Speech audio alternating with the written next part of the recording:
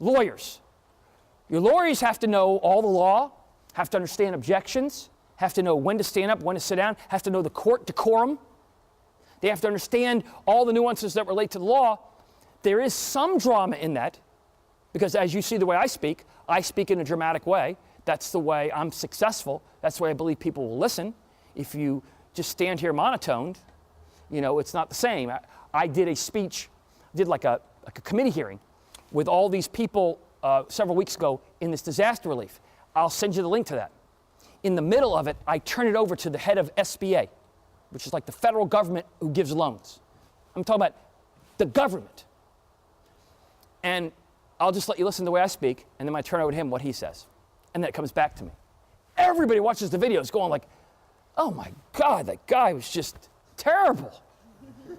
Because when he spoke, he said, hi, my name is John Smith, and when the government declares a disaster, SBA and the federal government get together and offer a loan program. That loan program is something you should apply for. When you get the brown envelope in the mail, I would not encourage you to throw it away, but rather I would encourage you to go ahead and fill it out. If you fill it out, you have the best chance to do that. We'll be in the back to answer questions if you want. And I'm not exaggerating. Watch the video. I'll send you the link. But the concept is that he wasn't dumb. When you talk to him, he's so bright. I'm like, you're talking now, you need to put that on the stage. But he doesn't do that. So you need somebody who's going to be able to project, who's going to have confidence, who's not going to be afraid. You can't be afraid. Fear is the biggest killer in these things. You guys saw when you did your first competition last year, the other side, they're not better.